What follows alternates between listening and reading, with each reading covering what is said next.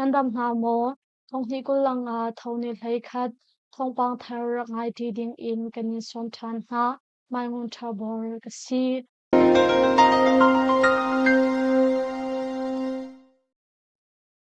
tol chung mi ton zang khopi chua tak ding in zat ari ni nolan chua I tol chung mi lungre thei in an CDF ton zang ni chua tak a haulo tia an chim chiram chak lei ton zang khopi le apong kam khwa I a mi tol chung mi ha chu October ni thlei nga hlan a nak hun chua tak ding in zomi Revolutionary Army ZRA ni nolan chua ruang a tol chung mi lungre thei ngai in an ha kong ton zang peng thong lang nak shampi ni October ni sha a an chim ZRA ni ton zang khopi ka an tim I tol chung ni ha chu zam di ding in an thei tar ha hi asina in an zam a haulo kan nak hun he a nei nak I a mi tol chung mi ha tu chu kap ni kar ka do nak a le chang ka in sangdang a zam kho asikau tia CDF ton zang in tongwa ngai tu puzau mumung ni achim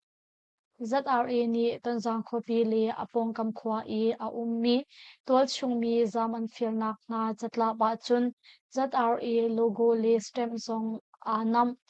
ZRA ni phungning te in an than lo na in ZRA lobby pol ni tol chung mi an chim na cha a tol chung mi cheu kha chu ralen shel tia CDF ton zang in tongwa ngai tu puzau mumung ni chun chinlen channel a achim ton zang khopi chu CDF ton zang tal in chiram chauza ral ka ani aliam cha thongni kulali meni kulani thuma khan SSPC ral ka put in an la kho I CDF ton zang ni visual in ukshrenak thate in an kalpi chwa ma SSPC ral kap anum ti lo nak ton zang khopi chu ZRA pol ni an lu no lang mang I CDF ton zang an ka lang mang ha na in an ma tu an zam than peng tia kan thai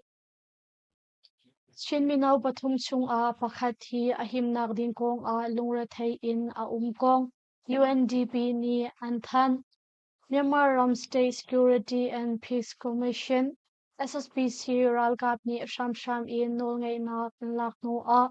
chiram chung I a mi chin minau pathum chung a pakhat hi a him nak ding kong a lungre thei in a leng mang kong United Nations Development Program UNDP Myanmar ni October ni sha a an than Myanmar ram I a mi minau noi hi dem hi an ma pum pa khim nak ding kong a thin thangai in anum zongzal I chu chung a chinram le karan ni ram kula hin lungre thei in a mi minau an tam khun Myanmar ram I a mi minau pastori chung a pakhat hi ama pumpak a him kho nak ding kong a alungre a thei peng a silo a lungre thei in a lang mang hi lungre thei nak hi chinram a chun zatuak som thum shrong a si I karani ram kul a chun zatuak kulanga in a tam deuh tia UNDP Myanmar ni an lang der minau na chunga hin nu nak in pa hi an thin a phang deuh SSPC ralkap ni sham in ralkap a lutar lai an phang zatuak in minau som ni leng hi zan I leng an chuatik a kan him shim lo ti in thin phang in an ha tia United Nations Development Program UNDP Myanmar ni an that ni a an lang tar chi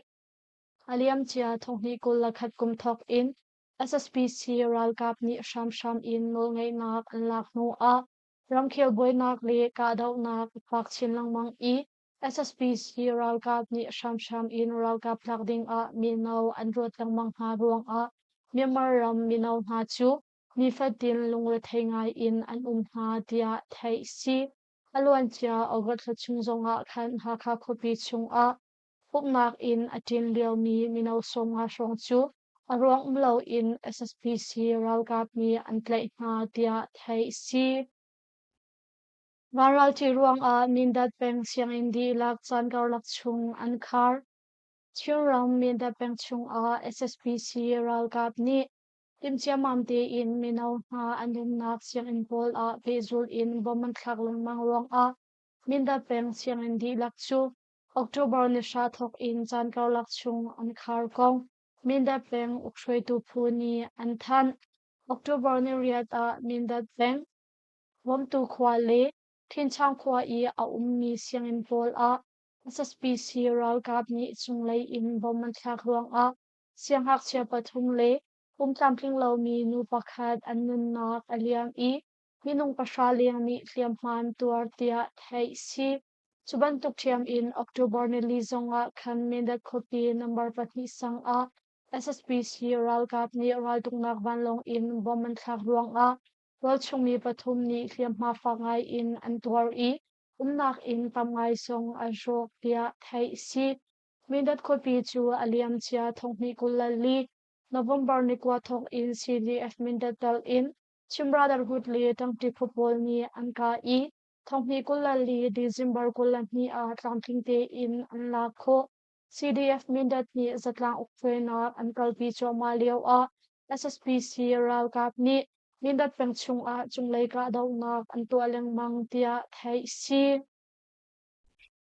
Malaysia a chin minau pakhat ama te in anun nak ala Malaysia Singlango ramkul Sungai Bula a chin minau pakhat ama te in anun nak ala kong chin pa he nei niam in a mi ni an chim October ni sha jinglei swimia lam pangat luk a Malaysia ram Sungai Bulau a rentuan ni chin pa pakhat chu hri in a ok I anun nak aliam tia thai si ama te in anun nak ala mi chin pa chu tlangwal Saitu po kumhai sari asi I chinram matupi pen darling kwami maratol chungmi asi arwak chu MRC ni kanboi piliao asi tia Mara Refugee Committee Malaysia ni anthan Malaysia aphak nak sauri lo zerong a atu bantuk in anun nak alak hi asiti tu chu fiangte in kanhal khauri lo tia anun nak ala mi chinpa he ne niam in mi pakhat ni achim CNDF headquarter Bunpong Chinram Mizoram Ramri a Meithalli Kwanfang into mi pol antlai chan India Myanmar Ramripong I a mi Mizoram Ramkul Champhai Pengkom Sai Khomphai Khwa Ramtang a antu mi Meithalli Kwanfang pol antlai chan kong Mizoram thongzap nak ni October ni kwa zan a anthan India Myanmar Ramri Sai Khomphai Khopong I Ramtang Phun Pakhat a Assam Rifle ni chaklat na kumtua I 9mm pistol zun khat shotgun zun khat le 7.62 kwanfang son nga anmu than October ni Saudi a khan anmu hi asi I pezul in chaklat nak tu ading a dungtlang palik sakham a an up tia Mizoram Shambun Bengwarna media ni alang ter alwan chia September ni thai kwa zonga khan sai khompai khopong I ramtang phumha pakhat a Assam Rifle ni Heckler and Knox T3 Meithal zun khat Springfield Sniper zun khat Somruk MM Shamngan zun khat Konfang le kuche bom zemozad antlai tia thai si Assam Rifle ni Shamnam antlai nak sai khompai khwa hi Chinram Falam Peng Leilet Khwa CNDF headquarter Bunpong I a mi ramri khwa pakhat asi alwan chia ogot kula kwa zong a sai khompai khwa a tol chungmi pakhasin in Assam Rifle ni Meithal zunriat le Shamnam dang zemazet song anrak tlai tia thai si ASEAN ni thingna kantua ding ni a an kan bok ngai kong Malaysia ramdang lei vinchi ni achim tia SSPC ni anthan ASEAN ni thingna kantua ding ni a an si ko sung in an kan bok lai I an kan talpi lai kong Malaysia ramdang lei vinchi Mohammed Hassan ni achim tia State Security and Peace Commission SSPC ni anthan October ni kwa khan ni pido khopi a Malaysia ramdang lei vinchi Mohammed Hassan le SSPC ralka boizik miang hanchu tomberu ana kongmei I Malaysia ramdang lei vinchi Mohammed Hassan ni atu bantuk in achim hi asi tia SSPC ni anlak der tomberu ana ka khan Malaysia ramdang lei vinchi Mohammed Hassan ni party thungte in thimnak to kantim mi apucha a alom to ASEAN ni member ram I nani zomna por fi athabik in kan inbo halai I kanin talpin halai ti in achim chupin a thimna kong he pe lai in ruwa nak kan cheu I nya thai tu phu zong kan in thlapiak halai ti in Malaysia ramdang lei vunchi Mohammed Hassani chun achim tia State Security and Peace Commission SSPC ni anthami a lakter alon chia July sa chung a to mi ASEAN ramdang lei vunchi pol tomberwa nak a khanchun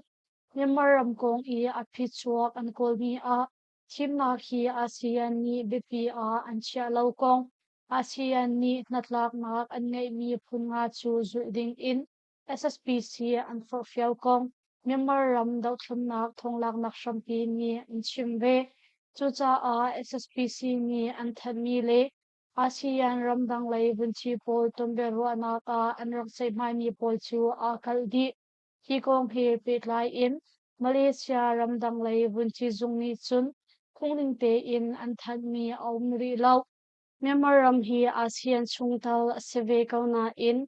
SSPC ral kap ni sham sham in nol nge nak an lak ruang a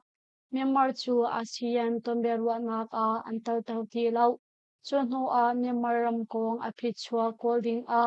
ASEAN ni natlak nak an ngei mi phun nga song SSPC ni an zul du lo ruang a aliam chia thongni kulat ni kum thok in ASEAN vunchi pol tomberwa nak a ital ve lo ding in an kham hi si bilim peng a SSPC ni boman thak I ngak chia panga an nun nak aliam moram kul bilim peng Yema pinsay kwa a October ni kwa zan swimir lam poriat luka khan SSPC ral kat ni kap ni kaur ka daw nak a umlaw na in ral tuk nak van long in boman thak ruang a swal nak ngay law hak chia pa nga an nun nak aliam kong muram thong lak nak shampi ni October ni sha a an chim nun nak liam mi na hi kumruk in kumlay ni kaur swal nak ngay law mi hak chia an si kumruk hak chia pakhat kumsari hak chia pakhat kumkwang hak chia pakhat kumsha hak chia pakhat le kumlay ni hak chia pakhat ti in minung panga an si chun minung pasari ni liam han tuar I nak in tamai song ajok tia muram thonglak nak shampi ni chun an chim chuban tok thiam in October ni shal jinglai swimia lam pakwala chiu tuk songa khan SSPC ral kap ni taning tari peng tangku khwa a van long in boman thak I hak chia pakhatal in tol chung ni tamngai ni hliam man tuar tia thai si Mumbai peng a SSPC ni boman thak I hak chia pahni tal in tol chung ni pariat an nun nak aliam Chang ral kap tian ali ni an nom hak mi sharam ko chak lai Mumbai peng we bang khwa a kapni kar ka daw nak a umlaw na in SSPC ral kap ni chunglai in thousand hi som nga bom an thak ruang a hak chia pan hi tal in tol chungmi pariat an nun nak aliam kong sharam thonglak nak shampi ni an chim October ni kwa zan swimia lam pasari tluk a khan SSPC ral kap ni we bang khwa a chunglai in thousand hi som nga bom lung thum an thak I hak chia pan hi tal in pa panga le nu pathum ti in Andi lak fon tol chungmi pariat makhat le a an nun nak aliam tia thai si nun nak liam mi na hi kum hei thun hak chinu pakhat kum som nga pathum asimi nu pakhat kum som ruk pathum asimi nu pakhat kum som ni pariat asimi pa pakhat kum kulai kum nga asimi pa pakhat kum hei riat asimi pa pakhat kum hei seri hak chapa pakhat le kum som nga asimi pa pakhat ti in Andi lak fon minung pariat an si chun minung pariat shong ni hliam man tuar I umnak in pasha zong an rok tia shanram thonglang nak shampi ni chun an chim SSPC ral kap ni TNLA humhak ni maram chung a pezul in boman thak I thakhat chunglong a hak chen hadal in wal chung mi kulal riat an nun nak aliam I minung kulasari ni hliam man tuar tia Chang ral kap tian ali ni an than September thachunglong a SSPC kut in tual chungni zale somnga ling anunnak aliam sham in nol ngay nak ala to State Security and Peace Commission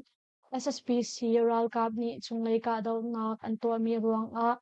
alwan chia thongni kulang a September thachunglong a khan Myanmar ram tual chungni zale somnga ling anunnak aliam kong NUG Chawza Ministry of Human Rights ni October misha a anthan SSPC ral kapni tol chungmi ha chung a pezul in nushin chawwau an bor chin lang mang I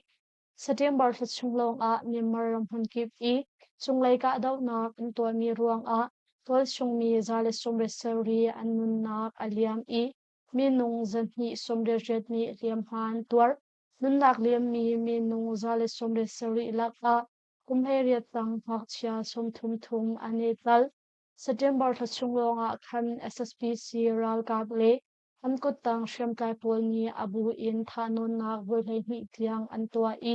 minung zale pasari anun nak aliam chuchunga kumheriat tang pakchia kulasari anital hi September thachunglonga hin SSPC ral kable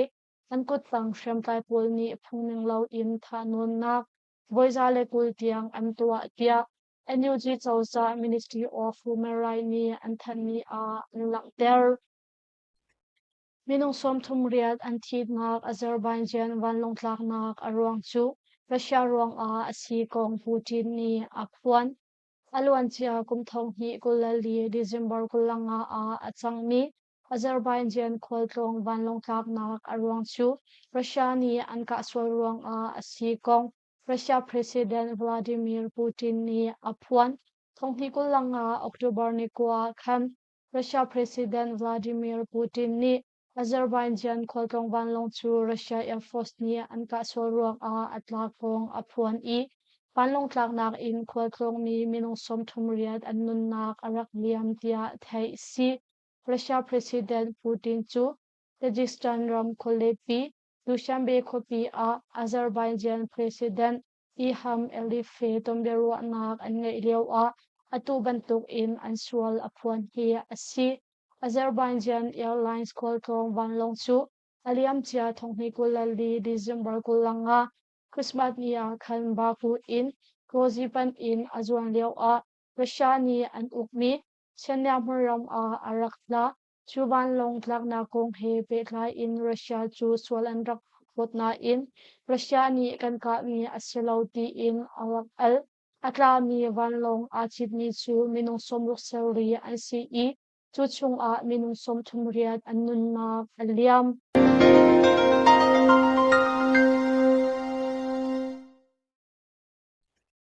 Luzin kan thong chim nak chu ma vial in kan dong teori lai